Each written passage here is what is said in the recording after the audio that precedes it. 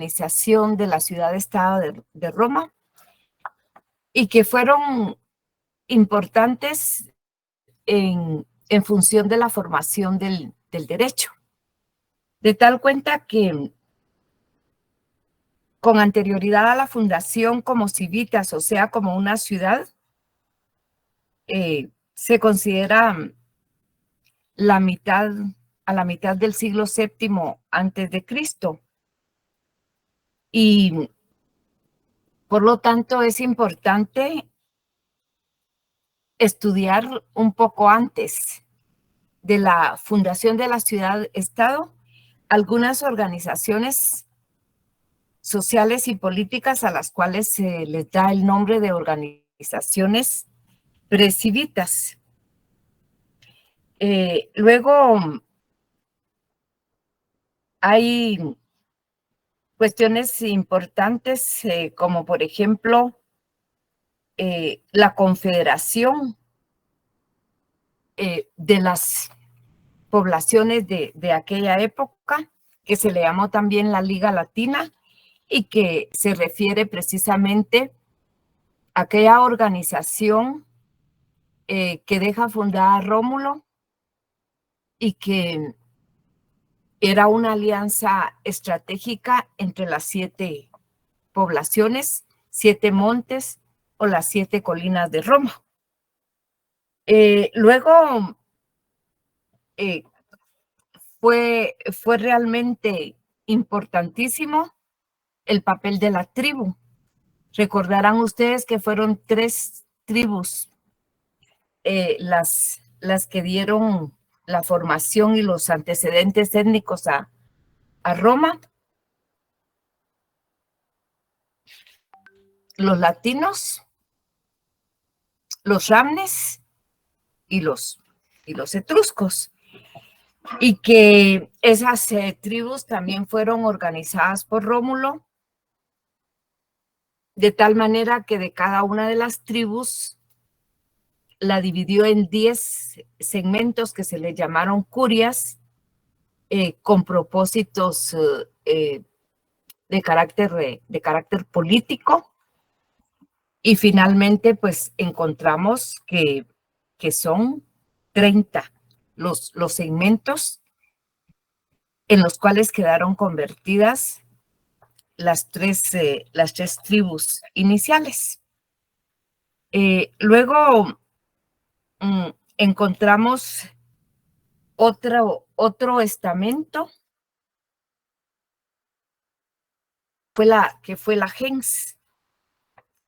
Y estas ya son las organizaciones presbitas propiamente dicha, porque la tribu, después de estar dividida en las 10 curias cada una, cada curia se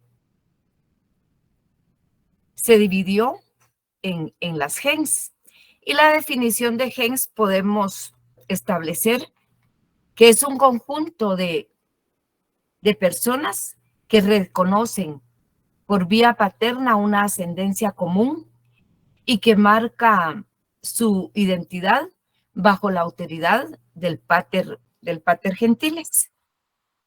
Y el pater gentiles es el que les da el apellido. Luego aparece otra organización importante que es la familia, que está constituida por ramas que descienden de un tronco común, unidas por parentesco bajo la autoridad también del pater familias. Y aquí se habla también de la existencia en la familia de un parentesco civil, por lo cual vamos a ver más adelante que las 3 clases de parentesco que aparecen hoy en nuestro Código Civil, el parentesco consanguíneo, el parentesco por afinidad, que nos une a nuestros respectivos cónyuges y con la familia de nuestro cónyuge, Y luego el parentesco civil, que es un parentesco que nace de la adopción. Y todas estas personas unidas bajo la autoridad del pater familias. El pater familias era una persona sumamente importante. Podemos decir que era un actor estratégico en la vida de los romanos, en tanto que era una persona, un hombre, particularmente era un hombre libre, en el cual se concentraba una trilogía de poderes. El poder económico, eh, el poder político y también el poder religioso. Y luego encontramos las civitas, que es la ciudad, que es una comunidad políticamente organizada.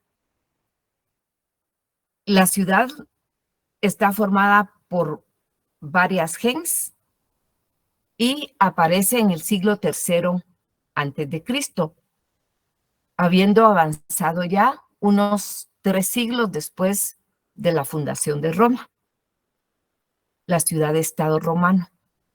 Ahora, es importante también señalar que desapareció la tribu, desapareció la gens, y eso fue casi a nivel de toda la organización humana, con raras excepciones. Siguen existiendo algunas tribus, pero la tribu desaparece como regla general. Desaparece también la gens.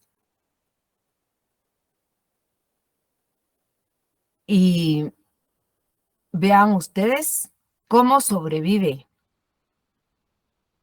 en la actualidad la familia y la ciudad-estado. Los dos estamentos organizados políticamente por los romanos son los que prevalecen hasta nuestros días.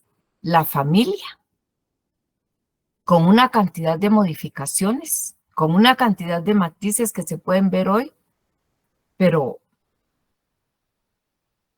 la base fundamental es esa familia que nos dejaron los romanos. Y la ciudad-estado, que igual, con muchas modificaciones, podrá existir el estado actualmente, pero la esencia del estado, esa génesis, nos la proporcionó Roma. Luego tenemos aquí un análisis relacionado de cómo aparecen las organizaciones precivitas, y que es un estudio que hacen los historiadores en donde le dan diferentes interpretaciones a las organizaciones políticas romanistas. Pero lo más importante para nosotros en términos de la formación del derecho es la gens, la familia y las civitas. Hemos visto ya cómo la gens nació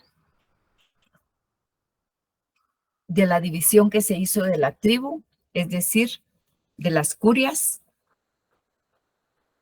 y que reconocen un parentesco por vía paterna, una ascendencia que les marcó su identidad bajo la autoridad de ese pater gentiles, que es el vínculo de parentesco paterno, que nace también en la segunda etapa, en la etapa gentilicia de la evolución del género humano. Y luego la familia, que es un estamento mucho más amplio, porque está constituida no solamente por el vínculo del parentesco paterno, sino que aquí ya se mezclan otros tipos de parentesco, como el parentesco civil, y bajo la autoridad del pater familias, que como les digo, es un hombre que se le llama sui juris, porque eso significa que es un hombre libre, que tiene capacidad, la capacidad civil que ustedes aprendieron en Introducción al Derecho. Y por lo tanto ejerce una gran autoridad respecto de todas las personas que se cobijan a su alrededor. Y luego está, repito, las civitas, que es la ciudad, como una comunidad políticamente organizada, que ya fue la integración de varias gens y que aparece en el siglo III antes de Cristo. Entonces, vean ustedes cómo desaparece la gens, cómo desaparece la tribu, pero la ciudad absorbe a todas las gens. La ciudad no nace de una manera espontánea, sino que la ciudad nace de esas organizaciones precivitas, entre ellas fundamentalmente la que se llama gens. También tenemos que recordar el primer rey de Roma, que fue Rómulo,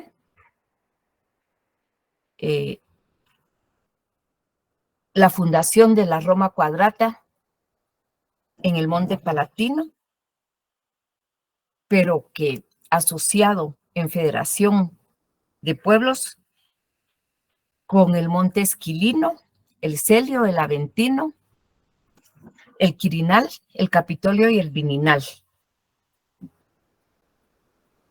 Y de esta manera encontramos pues a estas organizaciones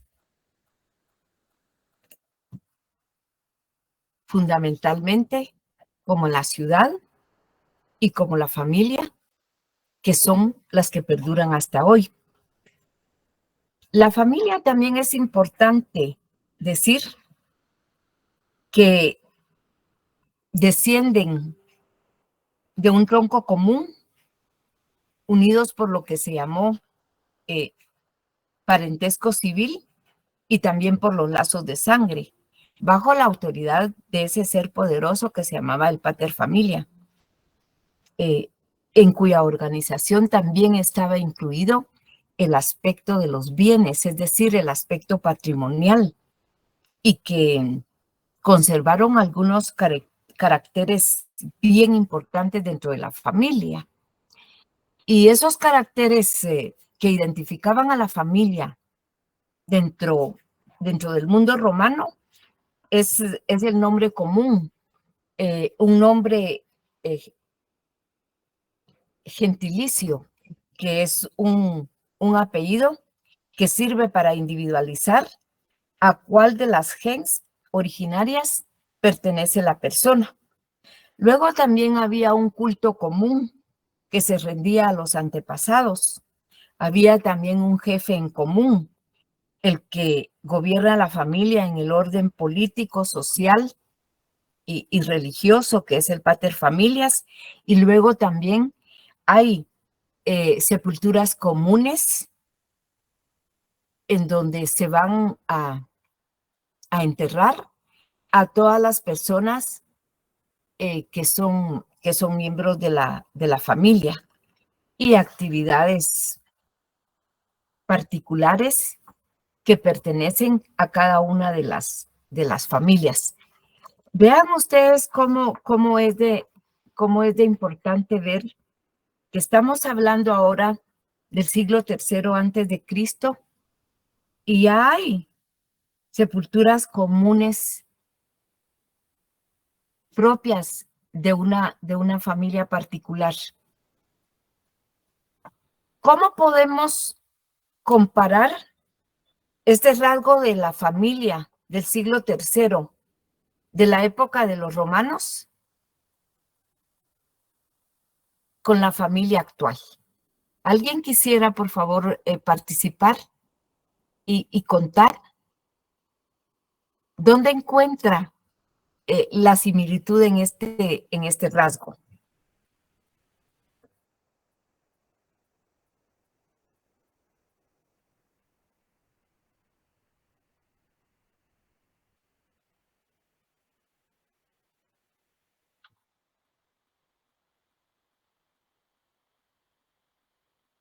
Es que en la actualidad tendremos algo parecido. Quisiera que por favor ustedes participen.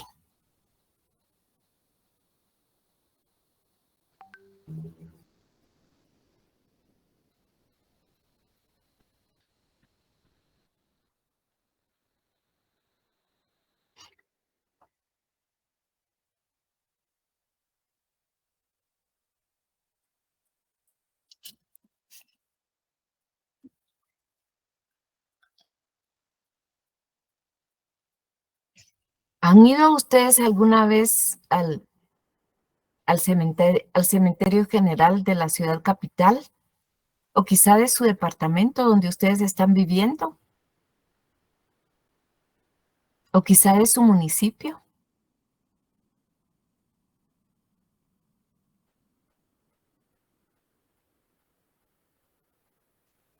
¿Qué han observado ahí?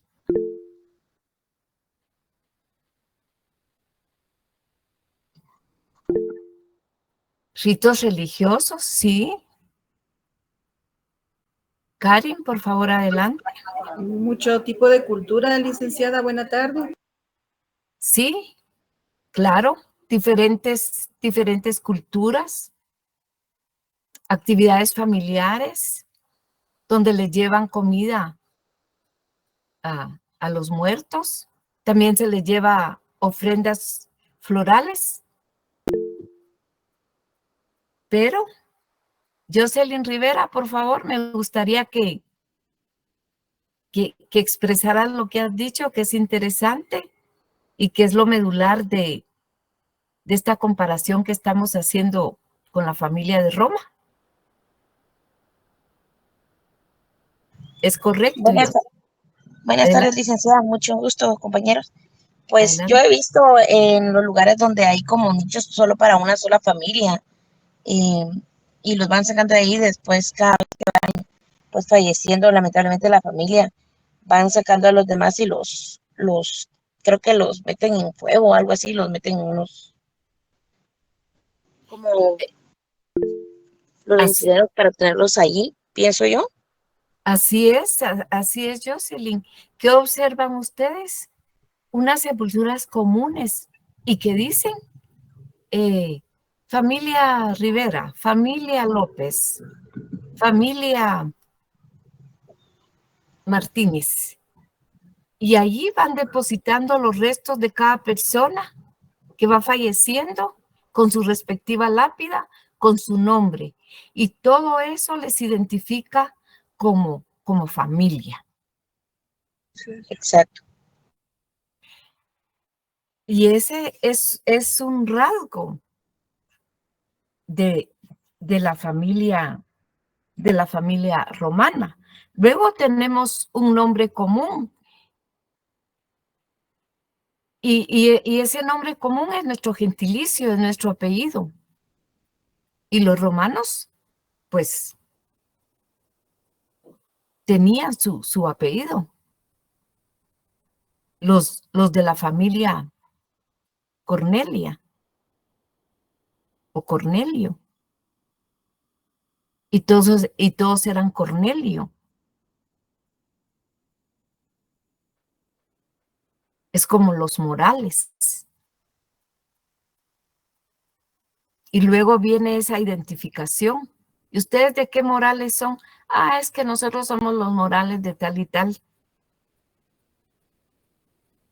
O los Sandoval, mi apellido. nos identificamos con el Sandoval. ¿Y de qué Sandoval? Pues de los Sandoval de Oriente. Y nos vamos identificando por medio del apellido, que es parte de la construcción de la cultura romana.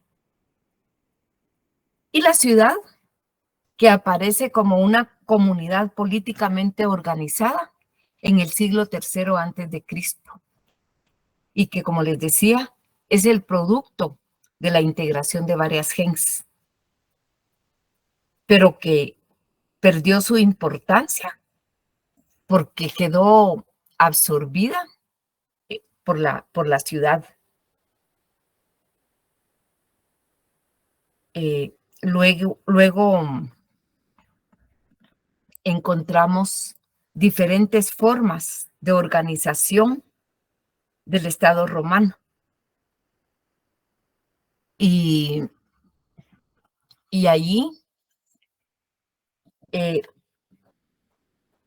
dentro de esas formas de gobierno del Estado romano y sus órganos políticos, encontramos en primer lugar la monarquía. Y es importante estudiar dentro del derecho romano las formas de gobierno del Estado romano y de los órganos políticos, porque de esa manera podemos entender cuál es la evolución del pueblo romano y cuál es también su influencia en la construcción y en la producción del derecho que tuvo Roma en las diferentes épocas, dependiendo de su organización y de su forma de gobierno en cada una de las etapas. Encontramos la primera etapa, mejor dicho, la primera forma de gobierno del Estado romano y sus órganos políticos. La primera forma fue la monarquía. En esa época de la monarquía, Roma se gobernaba sin una constitución y por el poder de los reyes o monarcas. Mas les decía yo en la clase anterior que es increíble cómo nace una monarquía que no es de carácter absoluto, como la establecida en la época del Imperio Romano, sino que es más bien una jefatura del gobierno aristocrático y sus órganos políticos, los órganos políticos de la forma de gobierno llamada monarquía, fue el rey o rex. Fue la primera forma de gobierno del Estado romano que se inicia con la fundación de Roma en el año 753 antes de Cristo y culmina en el año 510 antes de Cristo. En la última versión del texto es página 11. Es página 11. Vean ustedes que dentro de esta época de la monarquía es de carácter vitalicia la monarquía. Por eso cuando platicamos en la charla de la clase anterior, pues establecimos la cantidad de años que duró cada uno de los 7 reyes de la época de la monarquía. Y precisamente estuvieron tanto tiempo en el reinado. Servio Tulio, el que duró más tiempo con 44 años, y Tarquino el Soberbio, el que duró menos tiempo con 25 años, y que fue el único que fue depuesto, porque después los demás fueron cargos vitalicios y hasta que se morían. Y cuando se moría el monarca, se daba y se produce una figura de transición que se llama el interregnum. Y era uno de los senadores el que ocupaba el cargo del monarca fallecido mientras se producía la nueva elección de quien iba a ocupar el cargo de monarca para suceder a aquella persona que había fallecido. El interreino o el interregnum, que era así como se le llamaba a ese proceso de transición, a ese proceso temporal mientras se establecía quién iba a ser y se producía la elección del nuevo monarca. Es designado en interés del pueblo, el nuevo rey. El nuevo rey es también designado por votación en los comicios de las curias, en que estaban divididas las tribus antiguas de Roma. Y la palabra rey viene del latín regere, que significa regir, que significa gobernar. Y en el rey se concentraban funciones públicas de diversa naturaleza. Habían funciones de carácter político, pues tenía el mando supremo del pueblo romano y era quien proyectaba las leyes, que luego las leyes tenían que ser aprobadas por votación en los comicios, y también le corresponde al rey la administración económica. Eso significa que también tiene funciones de un ministro de finanzas, equiparándolo con funciones actuales. Además, tiene el poder judicial a su cargo porque funge como juez en tiempos de guerra, como también en tiempo de paz. Hay una observación ahí en el chat, veamos. El interreino no se sigue dando, Nehemías, y no se sigue dando porque el Imperio Romano terminó, y terminó la era del pueblo romano, y se constituyó en una república con un presidente y con unas elecciones. Entonces ya esto hoy es el pasado de la organización del Estado romano, y uno de sus órganos políticos más importantes era el rey o rex, que tenía funciones políticas, funciones judiciales, funciones también de carácter militar, porque era el jefe del ejército, y luego también otro órgano político que sería el segundo órgano político, además del monarca, estaba el senatus o senado, que aparece como un cuerpo asesor del rey y participa en las funciones de gobierno en el ejercicio de la autoridad, y decidía sobre la validez que habían tenido las elecciones en los comicios. Vuelve de carácter vinculante, eso significa que vuelve de carácter obligatorio las normas jurídicas que han sido aprobadas en las asambleas del pueblo. Y El Senado proviene de la palabra senes, que significa anciano, pero les decía que no debe de tomarse en el sentido de que solo personas de edad avanzada estaban en el Senado, también habían jóvenes, pero el senes es más que todo en el sentido de tener autoridad.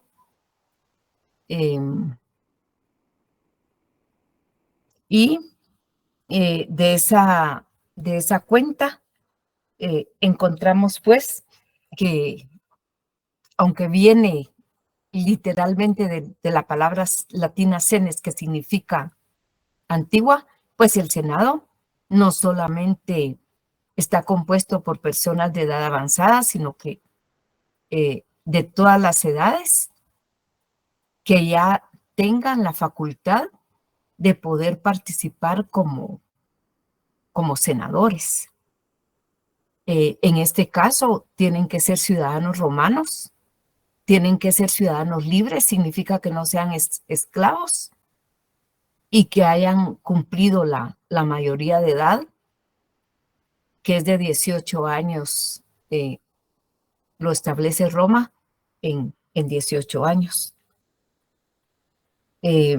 Luego, también la función que les decía del rey, de ejercer el interregnum. Y el otro órgano político, y ahí vamos dos, de la época de la monarquía. Un órgano político es el rey, otro órgano político es el Senado, y el tercer órgano político es los comitia o los comicios, los cuales eran asambleas del pueblo romano que ejercían funciones políticas y de carácter legislativa. Aprobaban propuestas legislativas presentadas por el rey. Y más adelante, dentro de otra época, que no habían reyes, sino que magistrados, dentro de la época de la República, el Senado seguía teniendo esas funciones. Y de los comicios, o los comitia o comicios, que eran asambleas populares del pueblo, dentro de esta época habían tres clases de comicios. Una clase era de comicios por curias, que eran asambleas del pueblo romano y que se le debe su formación y se le atribuye a Rómulo cuando dividió a las 3 tribus en 30, finalmente en 30 curias. En estos comicios se reunían los ciudadanos romanos convocados por el rey para que votaran sobre las propuestas que habían de carácter legislativo, elegían magistrados menores para juzgar asuntos que eran sancionados simplemente con una multa, es decir, una condena de carácter pecuniario. Se le llama hoy a la sanción que impone una multa. Una sanción consistente en multa se le llama condena pecuniaria o sanción pecuniaria. Esa es la comitia o comicios por curias. Comitia curiata o comicios por curias. Luego están comitia centuriata o comicios por centurias. Eran también asambleas del pueblo romano que surgieron en la época de la monarquía y que sustituyen las funciones político-legislativas de los comicios anteriores, que eran los comicios por curias, y que adquirió mucha relevancia, sobre todo en la época de la República, y le correspondía la elección de los magistrados mayores y además les correspondía declarar la guerra. Y luego está la comitia tributa o comicios por tribus, los cuales se agrupaban de acuerdo a su domicilio, ejercían funciones también político-legislativas votaban por los miembros de la tribu y tenían las mismas funciones que la comitia centuriata, o es decir, comicios por centurias. Más adelante vamos a seguir estudiando y mencionando los comicios por curias, comicios por centurias y comicios por tribus. Ahora sé que podría parecerles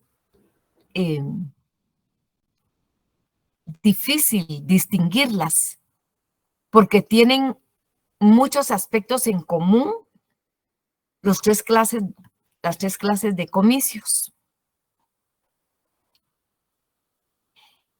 Los comicios,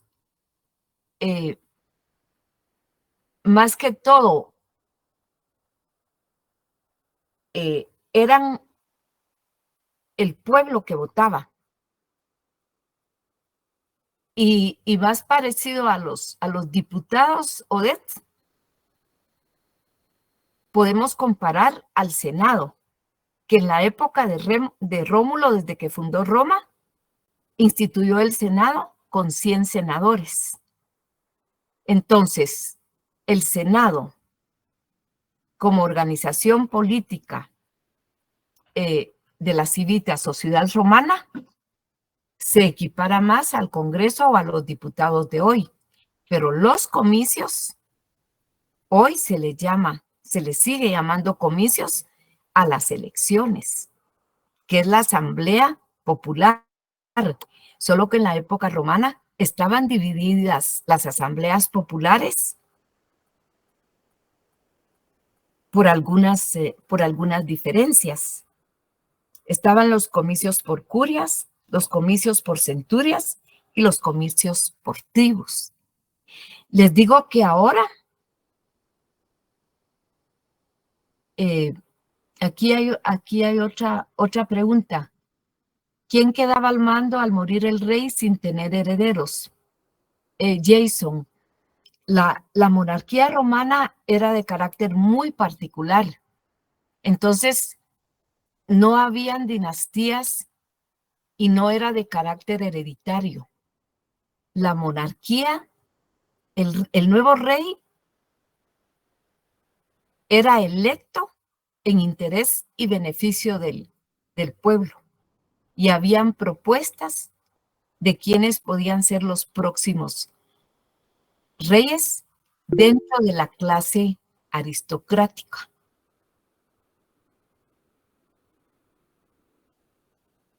Y sí, Edwin, efectivamente, los pobres estaban en desventaja porque en los comicios de las asambleas populares que habían sido divididos en tribus urbanas, 4 tribus urbanas y 31 eran las tribus rurales. Obviamente tenían mayoría los terratenientes, que eran las personas más adineradas.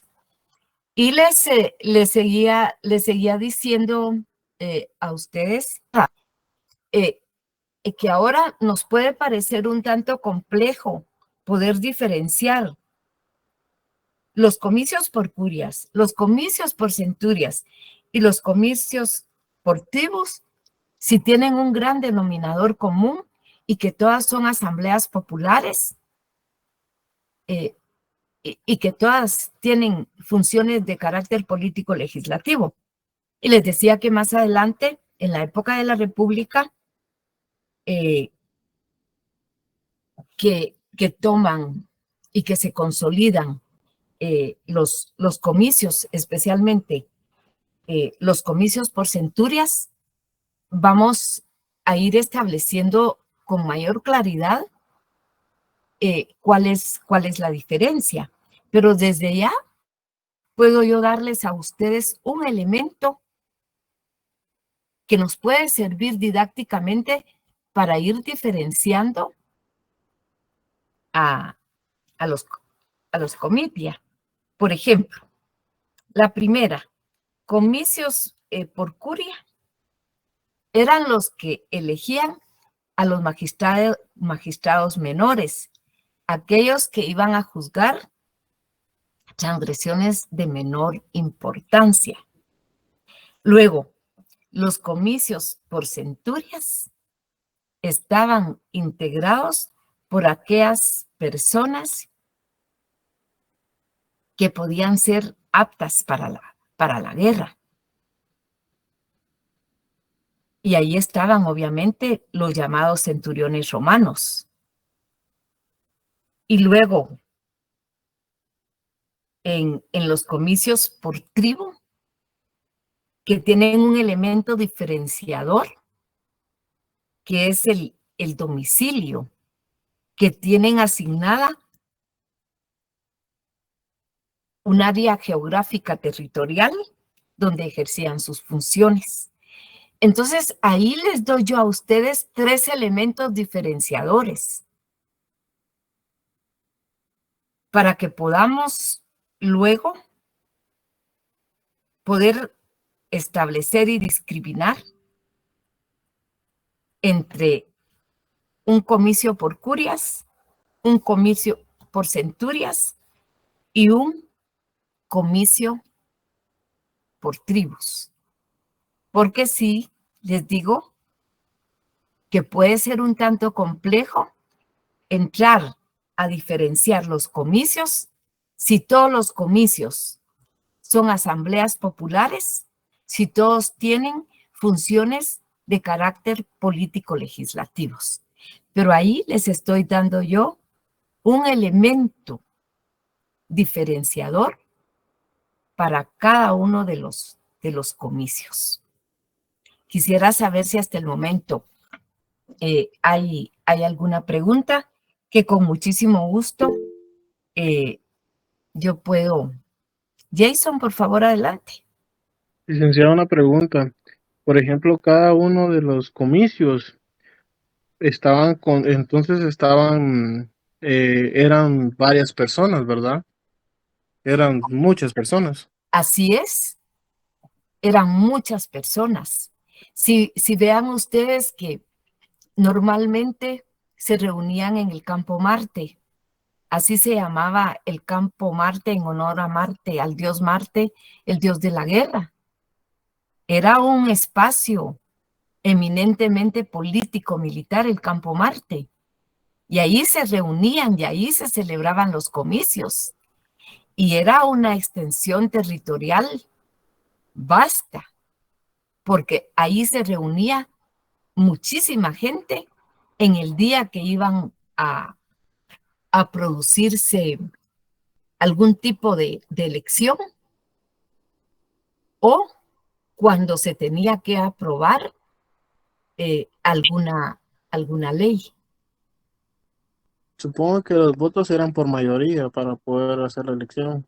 Sí, efectivamente la mayoría, pero como dice Edwin Rivas aquí, efectivamente, siempre hay sectores poderosos y en este caso fueron las tribus rurales que eran los propietarios de los bienes de producción, que eran los propietarios de la tierra. Eran 31 tribus rurales contra 4 urbanas que podían haber estado formadas por algunas personas adineradas del pueblo, pero otra cantidad de gente pobre, del populus, lo que se llama el populus o el pueblo romano. Gracias, licenciada. ¿Alguien más? ¿Alguna participación? Jocelyn, los comicios por tribu se agrupaban de acuerdo a su domicilio, ejercían funciones político-legislativas también, votaban por los miembros de la tribu, tenían las mismas funciones que una comitia centuriata, es decir, que elegían magistrados mayores y también tenían la posibilidad de declarar la guerra. Pero su agrupación era de acuerdo a un área territorial, que era el domicilio, un concepto tan actual dentro de nuestro derecho civil. Porque el Código Civil actualmente establece el domicilio de la persona humana, y establece además las clases de domicilio que puede tener una persona. Perdón que vuelva a ver para acá.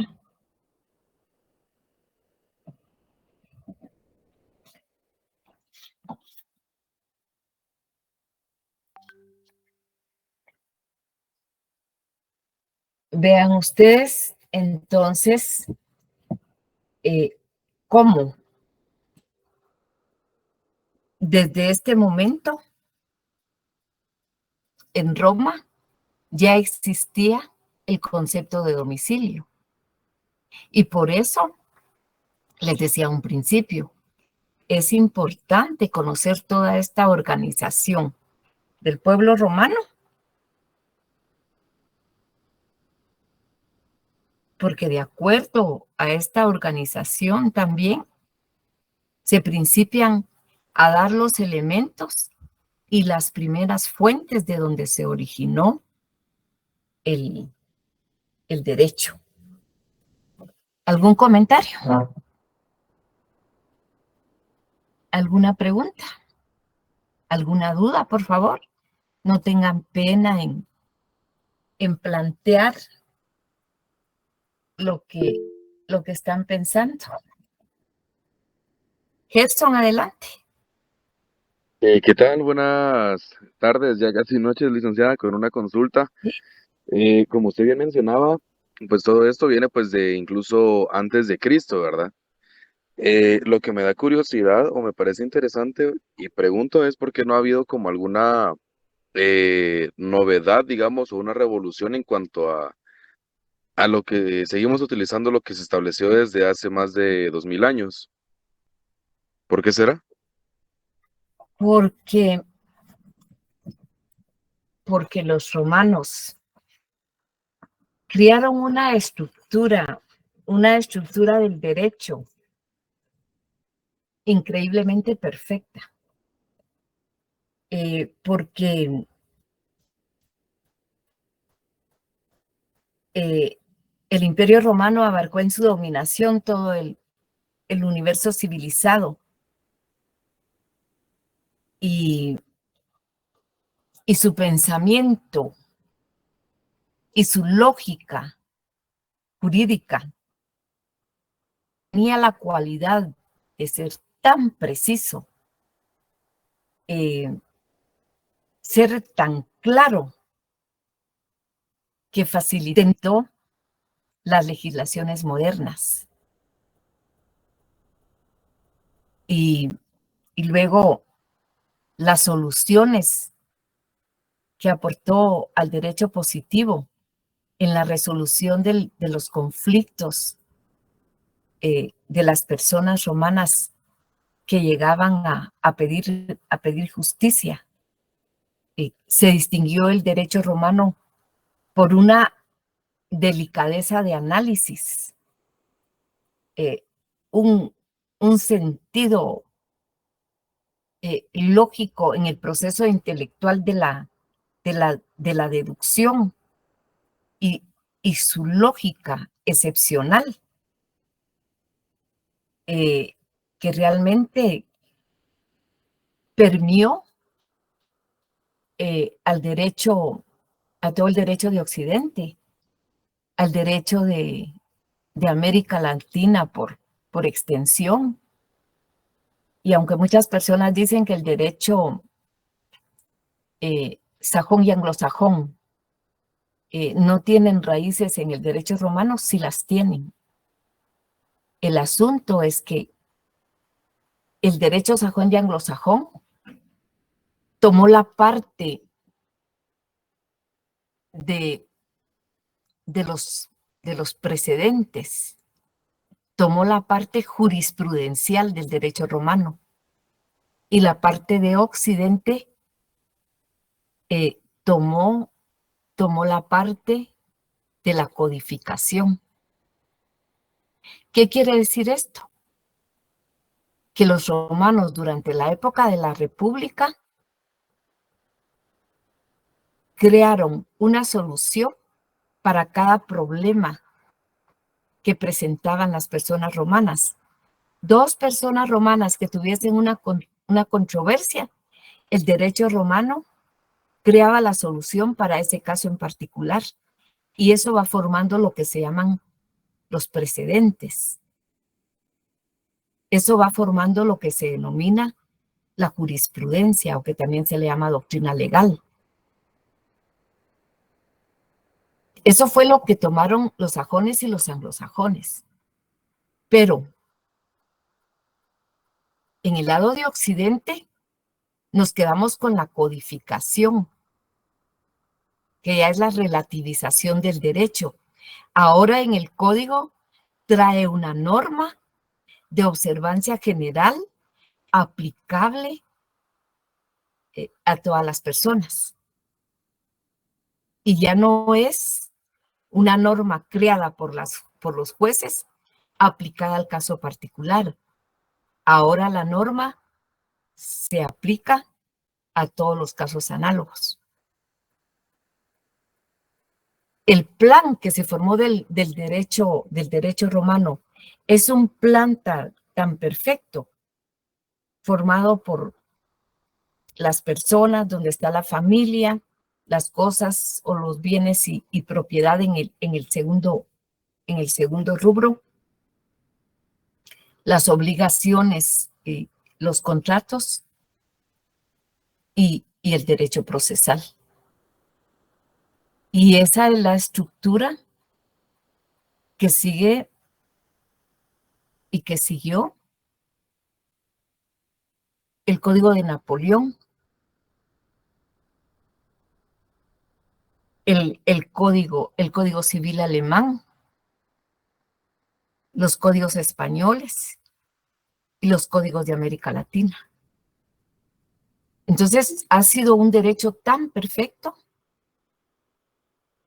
que subsiste hasta nuestros días. Obviamente, las sociedades no son estáticas, las sociedades cambian, las sociedades son dinámicas.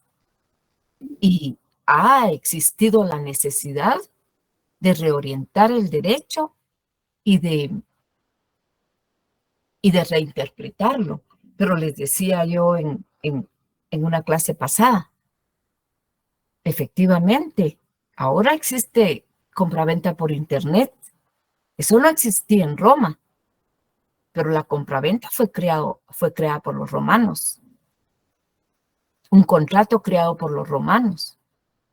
Y la esencia de la compraventa está en sus elementos personales, que hay un comprador y un vendedor. En otros elementos, como por ejemplo el precio. Y eso, sea acá o en la China, por contrato presencial o de manera virtual, esos elementos de la compraventa siguen.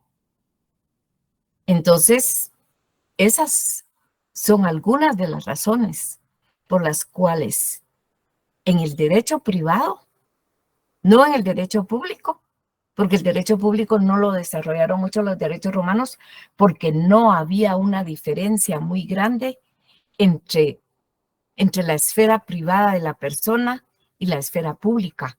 Estaban como demasiado unidas. Y solamente cuando habían ofensas a la ciudad, invasiones, sediciones, entraba a funcionar lo que se denomina derecho público. Pero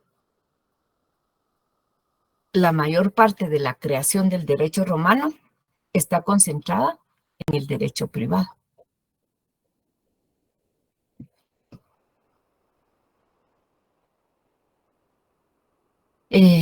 ¿Responde eso a tu inquietud, Gerson?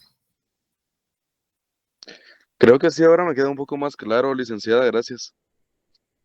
Y Giovanni, sí, la palabra derecho viene del latín dirito, que significa seguir el camino recto. Así es. Pero los romanos al principio no conocieron el término dirito, sino para ellos el término era jus, que significa derecho y que también significa seguir el camino recto.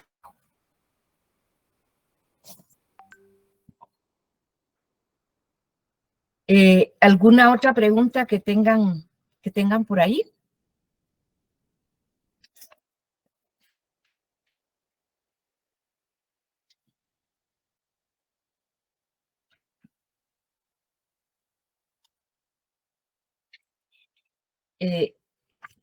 Luego, para terminar esta parte de la primera forma de gobierno del pueblo romano, que es la monarquía, forma de gobierno, monarquía, órganos políticos, el rey, el senado y los comicios.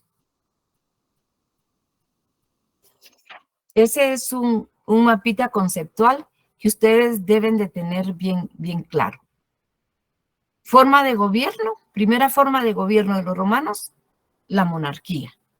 Dentro de la monarquía, sus órganos políticos, el rey o rex, el senatus o senado, y los comitia o comicios. Y luego, las clases de comicios. El comicio por curias, el comicio por centurias y el comicio por tribus. Y como estamos ahorita viendo esta parte de la monarquía, repetimos de nuevo que la tradición de la Roma antigua en el periodo de la monarquía da cuenta de los 7 reyes de Roma, que comienza con el reinado de Rómulo.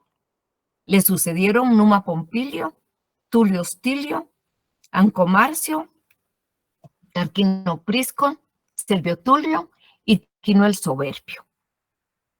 En esa época, que se le llama a esta época de la monarquía, es importante cómo se le llama a esta época. Se le llama época arcaica. Y el grueso de la población estaba compuesto por agricultores, pastores, artesanos. Aún no existía la moneda, sino que era el trueque o intercambio. ¿Les recuerda que cuando aprendíamos en la escuela primaria y estudiábamos a la sociedad maya, ellos se valían del trueque? Y la unidad de cambio de los mayas, ¿cuál era? El cacao. El cacao. Y para los romanos era el ganado. Y el ganado en latín se llama pecus. Pecus quiere decir ganado. Y de ahí el término fue muy importante porque ahí derivó la palabra pecuniario, que significa dinero, o pecunio, que significa patrimonio, y que más adelante se le llamó dinero. Este periodo trajo muchas innovaciones, como la adopción de la escritura de los griegos, de la Magna Grecia, con el alfabeto llamado alfabeto calcidio, y que luego lo fueron perfeccionando los romanos hasta completar lo que hoy se llama el alfabeto latino. ¿Quién conoce el alfabeto latino?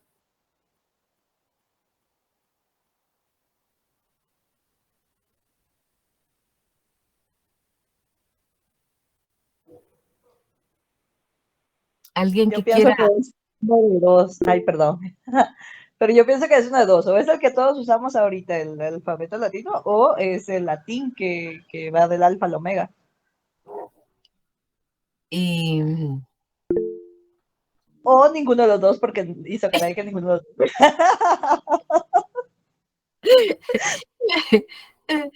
Están buenas todas las opciones. Cristian, por favor, adelante. ¿Has levantado la mano? Sí, licenciada, buenas noches. Yo creo que todos conocemos el alfabeto latino. Yo creo que es el abecedario, ¿verdad? Normal de hoy en día. Correctamente, ese es el alfabeto latino. Todos lo conocemos y muchos idiomas utilizan el alfabeto latino.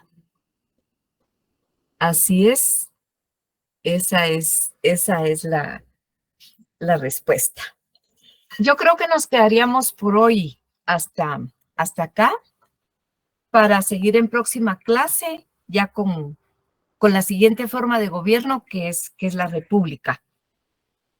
Y es importante que les quede claro también a ustedes que a esta época de la monarquía, desde la fundación de Roma, año 753 a.C.,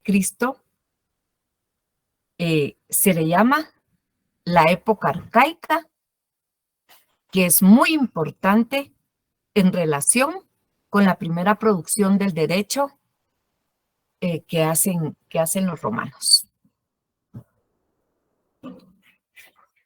Así que, si hay alguna intervención, la podemos escuchar. Si no la hay, podríamos quedarnos en un momento hasta acá para ya tomar la República como un tema para el próximo jueves. ¿Les parece?